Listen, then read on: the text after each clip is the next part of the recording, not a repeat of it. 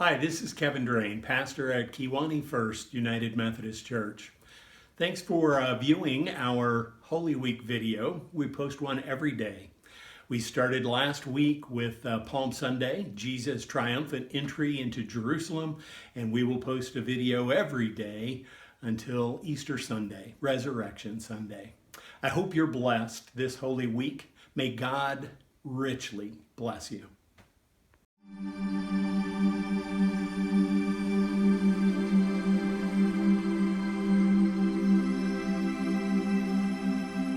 You know the end of my life story, most probably.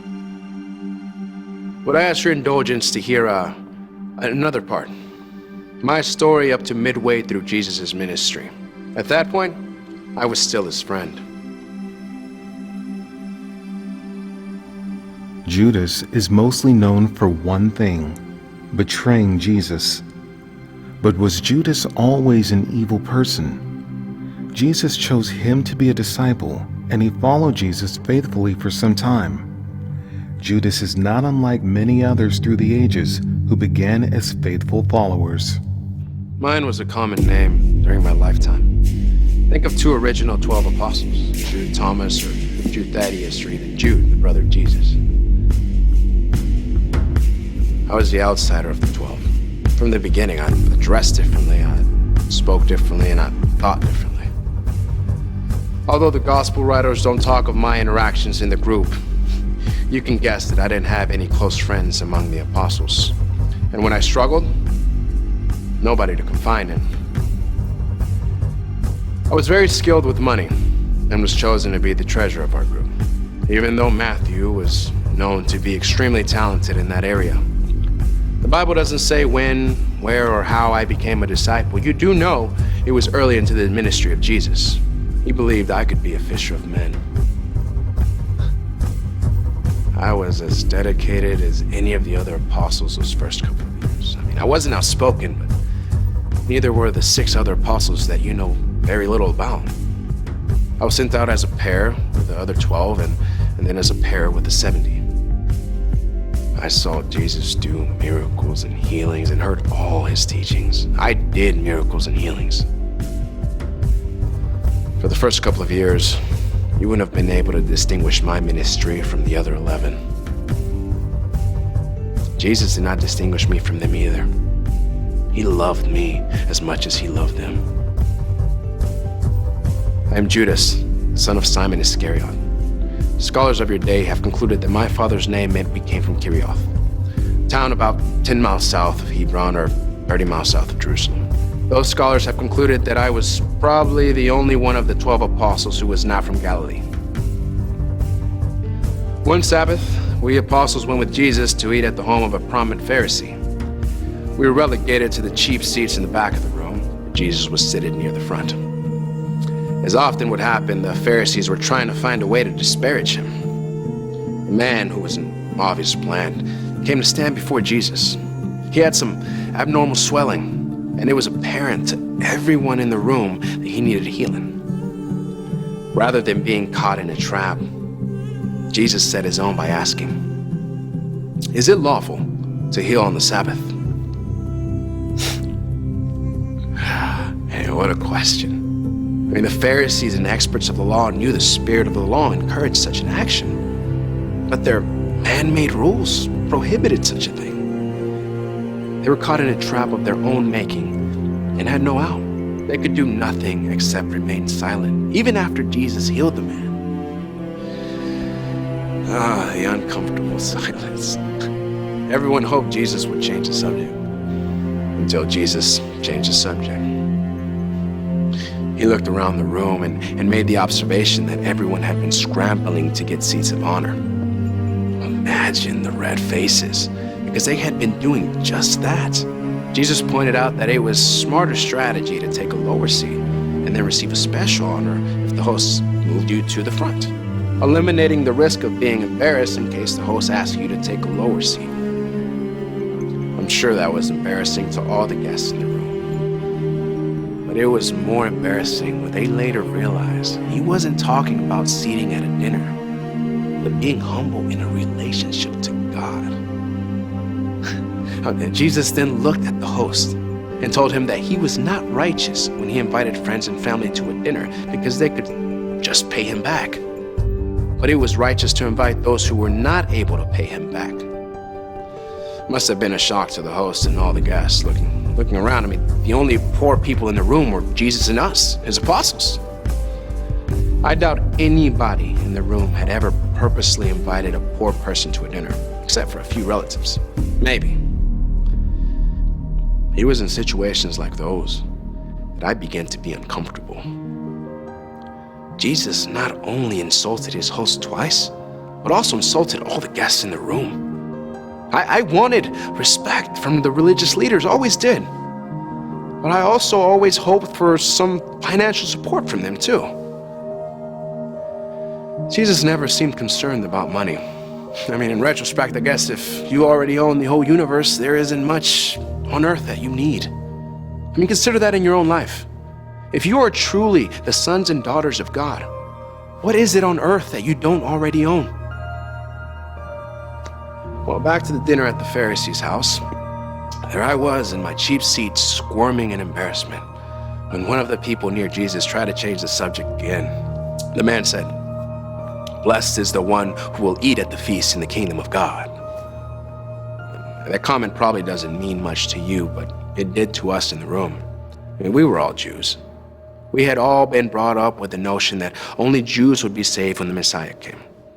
We did not have a well-developed notion of what heaven was or how you got there, but we were all certain that the Jews had exclusive claim to the benefits that would occur when the Messiah came.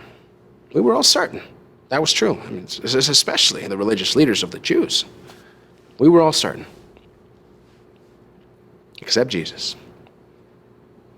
Jesus wanted everyone to know that the kingdom wasn't coming on their terms, but on God's terms. And Jesus had been announcing those terms.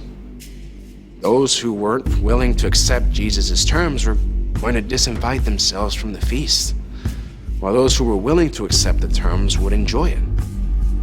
The parable Jesus told clearly showed the religious leaders as disinviting themselves, while the obviously unclean people would get to enjoy the banquet. The man's comment had been right. The ones eating at the feast were blessed, but he misunderstood who those people would be. Needless to say, the banquet ended on a sour note, and we were not given any gifts or support. As treasurer, I was quite disappointed that Jesus not only didn't raise any money that night, but he had antagonized people that could have made our lives much better. I should have known it was just going to get worse from there.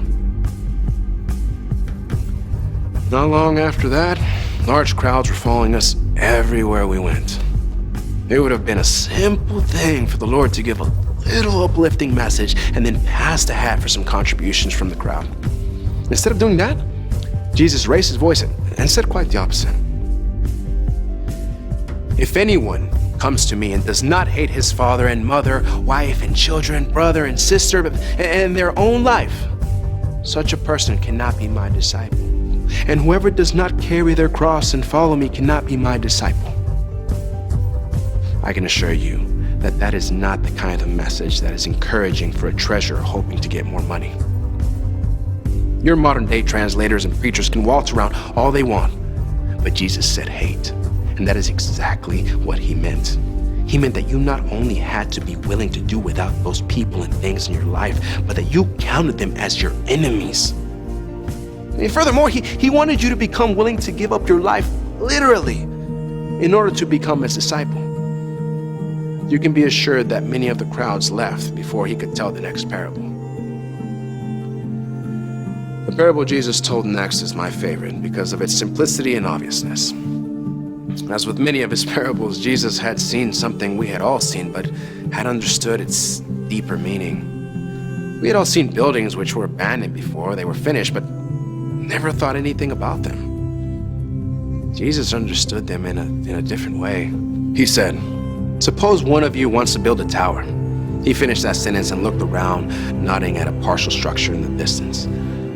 Not many of us wanted to build a tower, but many of us wanted to build houses.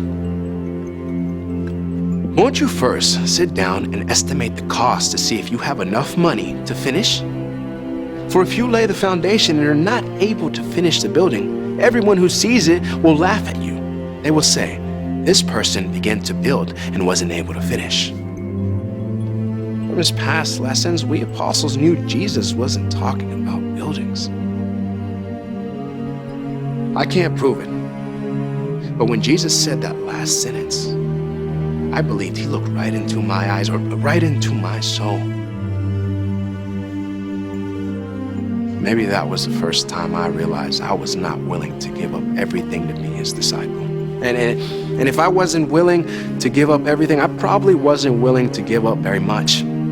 He made me count the cost of being his disciple. And I decided that I wasn't willing to pay the price. That was the day my doubts began. I recall Jesus saying, whoever is not with me is against me. Now that I knew I was not wholeheartedly for him, I started finding little ways to be against him. At first, I just discounted some of the things he said. I quit praying as much, and then not at all. I quit listening with attention. I wanted to raise as much money as I could.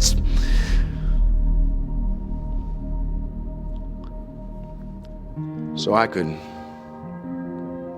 steal more. If he said I was his enemy, I would prove that I was. You want to be a friend of Jesus? How much are you willing to give up? Or not willing, as the case would be? You can't do that. You can't be unwilling to give it all up. Jesus said that. Maybe you should quit trying to do what Jesus says you cannot do. You are either his friend or his enemy. And from my own example, you don't want to become his enemy.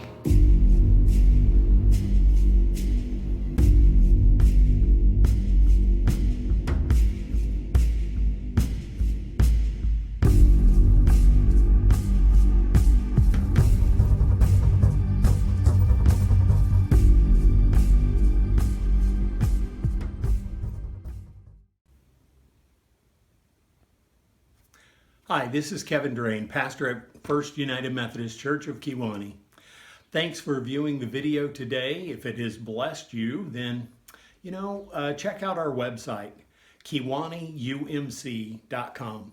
If you are so inclined, you can leave a donation there, or if you want to go old school, you could always write a check. Our address is 108 Central Boulevard, Kewanee, Illinois, 61443. Thanks for viewing, thanks for being with us, and may God richly bless you.